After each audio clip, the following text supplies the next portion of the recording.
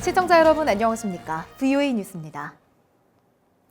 북한이 인권 문제에 대해 유엔과 논의의 가능성을 열고 그 방안을 탐색 중인 것으로 본다고 유엔 북한인권 특별보고관이 밝혔습니다.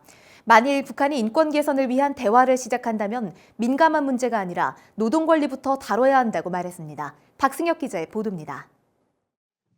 토마스 오헤야 퀸타나 유엔 북한인권 특별보고관은 북한 당국이 인권 문제를 유엔과 논하는 데 대해 좀 더 가능성을 연 것으로 보인다며 현재 선택지를 탐색하는 것 같다고 말했습니다. 지난주 서울을 방문한 퀸타나 보고관은 14일 NK뉴스와의 인터뷰에서 이같이 밝히면서 북한은 인권 문제에 대해 스위스 제네바의 유엔 인권 최고 대표 사무소와 논의하길 원하는 것 같다고 설명했습니다. 또 만약 대화를 시작한다면 민감한 문제보다 노동자 급여 등 노동 권리부터 다루기 시작해야 한다고 강조했습니다. 다만 북한 당국이 누구인지 등 발언의 구체적 배경은 언급하지 않았습니다. 앞서 퀸타나 보고관은 기자회견을 통해 정치범 수용소 운영 등 북한의 인권 탄압 실태는 전과 달라진 바 없다고 지적하면서 북한의 국제적 위상은 국제사회와의 인권 대화에 참여할 때 실현될 것이라고 강조했습니다. International prestige of North Korea that according to the leader's speech would only become a reality as long as the country opens up to a human rights dialogue. 또 향후 남북 정상회담에서 한국은 북한의 인권 문제를 제기하지 않을 것으로 본다고 말했습니다. 한국 정부는 북한에 억류 중인 한국 국민 6명에 대해 어떤 정보도 공유하고 있지 않다면서 그들이 남북 협상의 대상이 아니길 바란다고 말했습니다. 이와 관련해 미국만이 북한 인권 문제를 적극 제기할 수 있다는 지적이 나옵니다. It's an issue that's important, and it needs to be given that importance by having someone at a senior level who's giving high attention to it. 킹 전 특사는 미국 정부가 현재 공석인 북한 인권 특사를 하루빨리 임명하고 북한 인권 문제에 주도적으로 나서야 한다고 강조했습니다. VOA 뉴스 박승혁입니다. 북한 김정은 위원장이 신년사에서 미한 연합훈련 중단을 다시 요구한 뒤 북한 매체들이 관련 주장을 쏟아내고 있습니다.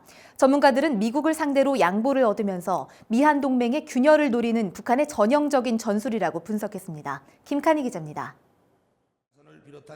김정은 위원장이 신년사를 통해 미한 연합훈련을 허용해서는 안 된다고 주장한 뒤 북한 노동당 기관지 노동신문은 한국의 연합훈련 중단을 촉구했습니다.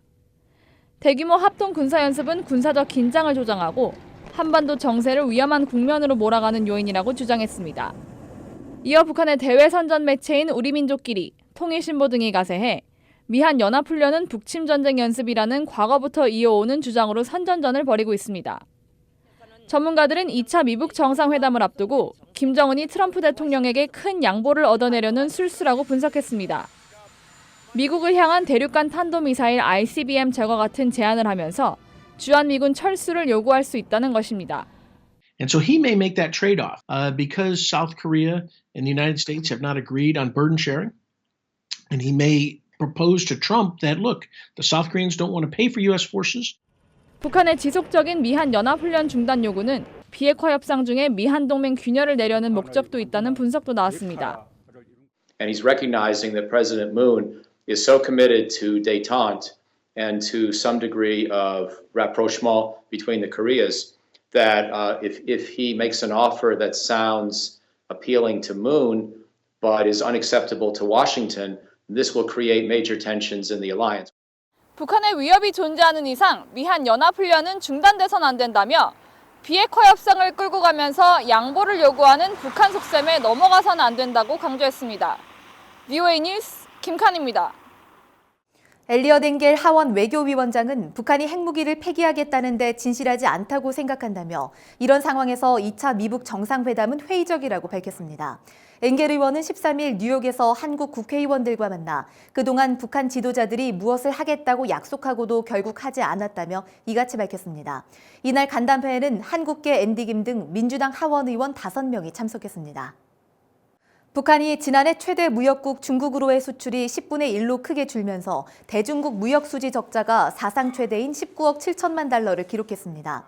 중국 관세청인 해관총서가 14일 발표한 무역 통계에 따르면 지난해 북한의 대중국 수출액은 2억 1천만 달러로 전년에 비해 88% 급감했으며 수입액은 21억 8천만 달러로 집계됐습니다. 북한의 2017년 대중 무역 수지 적자는 16억 7천만 달러였으며 1년 만에 적자가 3억 달러 더 늘었습니다. 한국 비무장지대 내 유일한 학교인 경기도 파주시 대성동 초등학교에서 지난 11일 제50회 졸업식이 열렸습니다.